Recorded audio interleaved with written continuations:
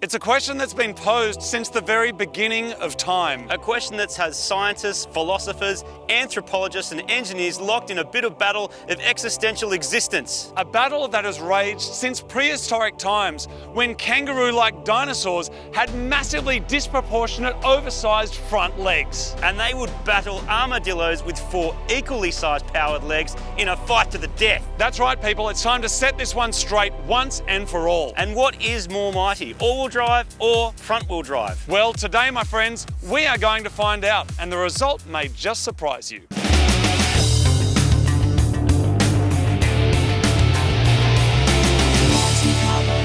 Welcome to another episode of Mighty Car Mods. Behind me right here is my Mark 8 Golf R. It's all-wheel drive, it makes around 310 horsepower, but can cost upwards of $90,000. And over here, my Mark 7 Golf GTI. You can get these for as cheap as $15,000. It's front-wheel drive, but thanks to some aftermarket mods and a tune, it makes the same power as this thing. Both cars have catback exhausts and performance intakes. Both cars have stock suspension and stock brakes. The Golf R was lowered, but we returned it to stock to make it as fair as possible. Both cars are running Michelin Pilot Sport 5 tyres, which is the successor to the 4.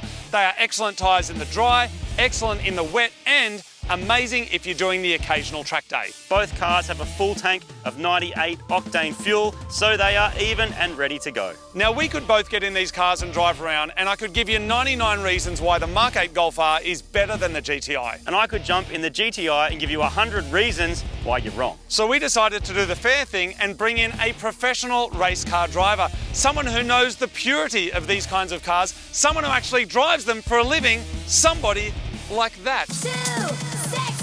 Don't you mean him?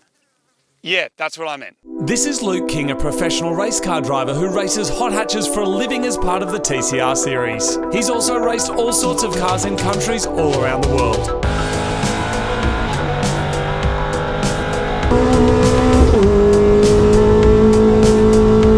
He'll be driving both our cars today to see which one's better on the track. Everybody, this is Luke King, professional race car driver and TCR competitive driver for Super Cheap Auto. Yep, correct, mate. Thank you for having me. TCR cars, it's a front-wheel drive series, right? Like, correct. Even the Audi S3s are converted to front-wheel drive. Yep, absolutely. So it's kind of like GT3 in the way where the R8 Quattro is converted to a rear-wheel drive. Yep. TCR is like the baby version of GT3. Right. So it's all your hot hatches combined together, and like the RS3 as well is a great platform for us to compete against. Awesome. So you are probably the most experienced person that we have here at driving front-wheel drive cars fast. Yeah, absolutely. Yeah, I've driven the Honda, the Volkswagen, the Audi last year, and now the i30 this year. Wow, you've done them all. We've done a few, yeah. Today, we've got the Mark 8 Golf R, which is all-wheel drive. Sometimes, I think day-to-day, it's like front-wheel drive, unless the computer says send some to the back. And then we've got the Golf GTI, Mark 7 versus Mark 8, all-wheel drive, front-wheel drive. Have you got any predictions? I feel like around this particular circuit, the GTI is going to do the business, being front-wheel drive, a little bit more pointy, and what we would say on the nose. I think it's going to turn a bit better. The lightweight is going to help it, but I think the balance of the Golf R might set it pretty close. So I think if the GTI goes faster than the Golf R, a lot of people are going to be upset. I think a lot of people are going to do these mods, and there's going to be a lot of GTI sales after this video goes live. Well, I reckon what we do, because you've never been here before, and thank you for flying down from Queensland. No worries. I reckon get your normal clothes on so you can cool down a bit. Jump in the Golf R with me. I'll take you just for a little lap, and by I'll take you, you drive me. Let's do it. And then you can, go for a ride, Marty, in this, and he'll probably tell you a whole bunch of rubbish about why he thinks it's better. And then we'll do a couple of hot laps. The clock won't lie. Golf R, GTI, let's do it. Can't wait. Turn 1 goes left, yeah? If you're going the wrong way around the track, correct. Okay, cool. But you're going to be going that way. Okay, all right, so right. Okay, beautiful. Sweet, thanks, mate. Thank you for coming all this way to New South Wales. No worries. First time in a Mark 8 Golf R. First time, yep. Here we go. First time at London. We're on the track. It's tight. Tighter than it looks on the internet. There's a wall. There's a wall here at There London. are walls. Ooh, yeah, and lots of groves. Is this an orange grove? I think they're this? olives, maybe? Olives. Yeah. There you go, a bit of Italian. I don't mind the whole, this system here. Yeah. Like whatever they call that, I don't mind that. But the steering wheel buttons have, got me. Yeah, okay. Don't rate. All right. At night time, it's a bit tricky because this stuff doesn't light up, so you can't see that, which is a bit of a thing. Yep. track, what do you think? It's your first time on here? Yeah, it's very tight, very twisty. Yeah, first time, but my sort of mindset on circuits is you only should really need about 2 or 3 laps before you're kind of on it. I've seen most of these corners before on a track that I've been to throughout my career, so this might be a little bit something like the entry to Symonds Plains down in Tassie, and then the exit here coming onto the straight is maybe a bit like Wakefield Park, final corner. So I don't know, we've done a lap, so I'm ready to go. Awesome, great. Well, let's jump from this into Marty's GTI. You can do a lap with him as well. Yep. Then you've done a little kind of a demo lap in each. Sweet. And then we'll throw the gear on and do a proper one. Sounds like a plan. Perfect. Cool. All right, Luke, Golf GTI. GTI magic, mate. Purity. Here we go. Lightness. That's it. Tartan. Yep. Buttons that I can touch. Buttons that you can touch and amazing. find. What are you seeing up here on this track? This is turn 1, obviously, at the end of the straight, which we've just come onto. Yeah. What are you feeling? I see that it's hard to look through because you don't have the wall there. Oh, of course. Usually I would look through the A-pillar of the car. So Right. for this corner here, I'm trying to spot my apex, right? Yep. And once you get deeper into a corner, you kind of got to look through the side window to spot your point where you're going to aim for. So okay. I can't really do that up at turn 1. Yes. So I'm going to have to work out like a reference point, either maybe a mark on the wall or something that I'm aiming for. Yep. But yeah, interesting corner there and very tight and twisty. So like the R, we've got a DSG box. Yep. But we don't have a Haldex system weighing us down. Does it feel any different initially straight away? I feel lighter just driving this thing out of the pit lane. Get rid of all that. Yeah, I think that this particular car is going to suit this course because it's front wheel drive and it's lighter. Okay. I think that is going to be our friend around Luddenham. It's good that they're both DSG because it gives us a direct comparison, and we're on the PS5s, so everything's pretty much the same apart from the obvious layout difference. So. And now obviously this is a bit of a cruisy lap, but when you're into it, will you be flappy paddling? Yeah, absolutely. Yeah, always flappy paddle. I hate not being in control. In your race car, flappy paddle? Yeah, but sequential gearbox, not a DSG. Cool. Yeah. So that's the only difference. So as close as you're going to get in something you can buy from a dealer up the road? Pretty much, yeah. My TCR car and the Volkswagen TCR cars retail for about 250,000 Aussie. Oh wow. So that's 2.5 Mark 8s and like 7 of these. That's it, yeah. So one for you and every mate you have. Exactly, yeah, 100%. Wait, you got more than 7 mates? mates? We can start a class. Do you have more than 7 mates? Well, I've only got you guys at the moment. While you're with us. Awesome, man. I'm keen to see the difference. Sweet, man. Yeah, keen I to drive can't this wait, thing and just suit up and get it done. Yeah, let's do it. Unreal. Luke is suiting up and then he'll head out onto the track for a warm-up lap and just one flying lap to set the time. No redos, no second chances. The time that he gets will be the official time that we use. He's now on the outlap for a warm-up, and as he flies over the line, we will start the clock. Seats hold you in really nice. Oh, trying to get a turn there is going to be tricky. It's going to be important not to come in too hot. Try and prep these tyres so that they're not too hot for our first flyer, or our first and only flyer. I'm flat up to here, have a little lift, let it turn, feed it back on, use up all the track, and then a brake up into the dip. And I'll probably do the same with the GTI, using higher gears just to let it flow, not try and choke up the drivetrain too much, let it flow. All right, here we go, everybody. It's Luke King in the Mark 8 Golf R. We're doing a flying lap over the line. Here he comes. Go. He's moving. We started, mate. Timing's on. All right, let's go. First corner up here, braking zone roughly at the flag point, and have a downshift. Try and get it in. Just missed the apex there. Run it wide and a big brake. Down another gear. Try and get it right into the apex. Feed the throttle back on. Let the rear wheel drive do its thing. Have a little early brake here just to get it into the apex on that white line. A little bit of curb, and then run it all the way out. Use all that power of the Golf R. Have a slight lift.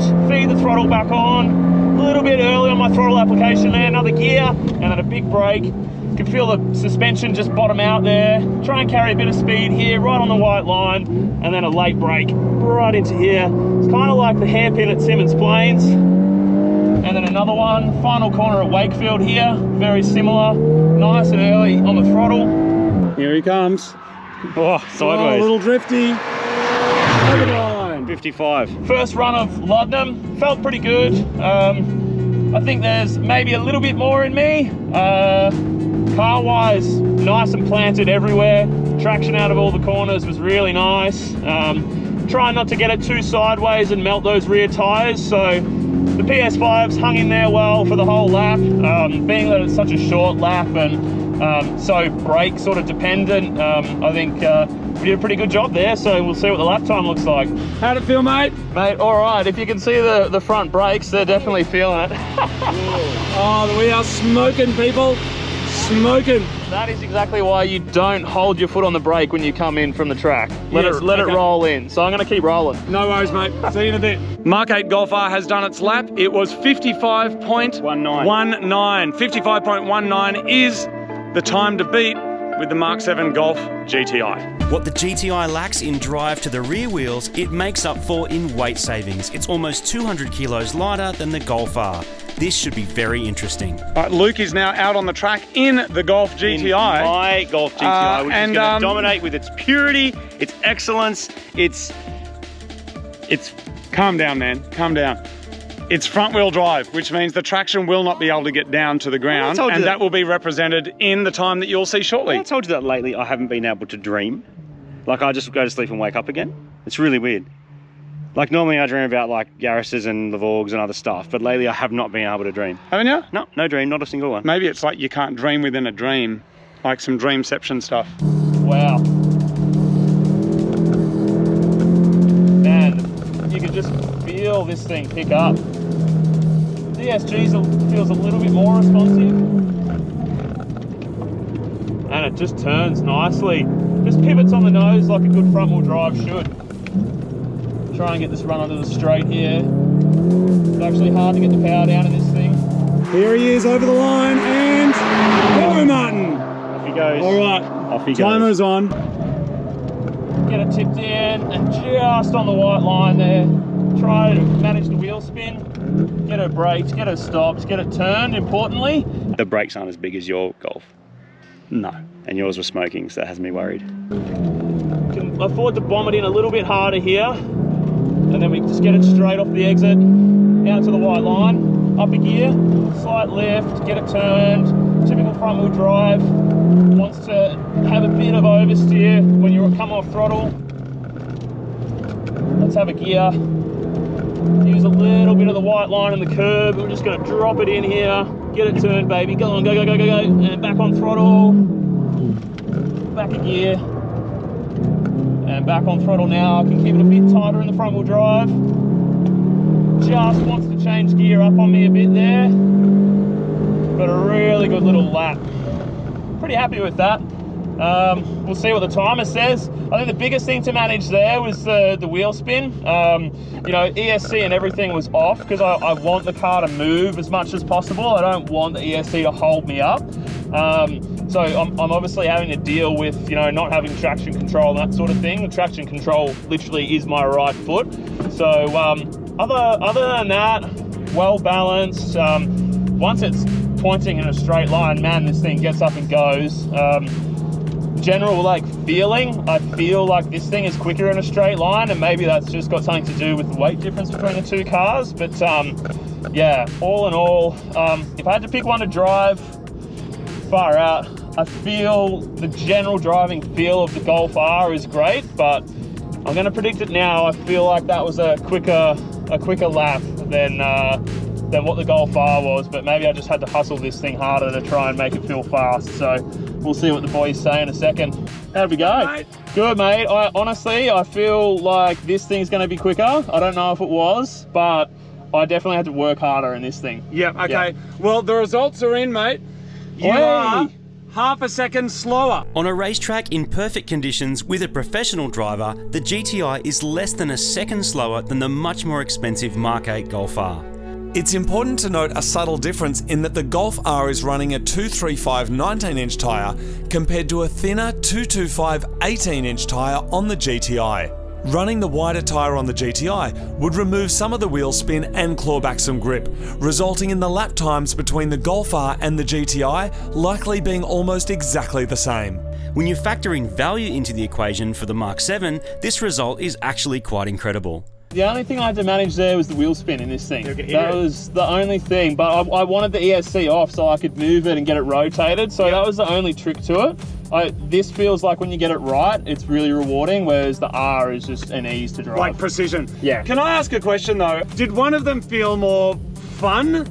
Like, is it possible to kind of get a number on the funness of it? So I feel like that's what I'm trying to say when like you drive the R. I think that it's just easy and effortless. Whereas I think this thing, you got to hustle it to make it do what you want it to do. Yeah, so okay. I'd say the GTI is your more fun track car. Okay, all right, there you go. There you go. GTI's the more fun track car, Martin, I'll give you that, but it is slower than my car. Luke King, thank you very much. Thanks, you absolute boys. legend. Cheers, I'm taking this one. Oh, this one? I'll see you later, yeah? All right, see you, mate. Have a good one. Bye. Dude, I had a dream he took my car. It's so weird. So weird. Was it like this one? Yeah, look Was at it like that. this? Was it like this, man? Was it like that? Man, was it like that? Marty. Dude, wake up. Wake up, dude. Are you sleeping in your car again? I got to finish the ball. Dude, why are you sleeping in your car There's again? so much stuff to do. What do you mean? I mean, why are you sleep... Dude, have you been eating these? There was a whole bag of these. Yeah, but Uncle Barry said they're non-GMO. Dude, you don't eat anything Uncle Barry cooks because he grows that stuff himself. Really tasty, man. These are really good. Dude, why have you got golf clubs in here? Because I bought golf clubs.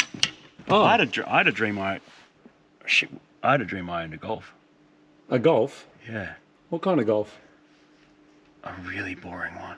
Yeah. Really boring one. What sort of golf was it? Front wheel drive. Front wheel. Oh. What sort of golf was it? Front wheel. Don't eat these. What kind of golf did you own, Mum? Front wheel. A front wheel. It was a GTI.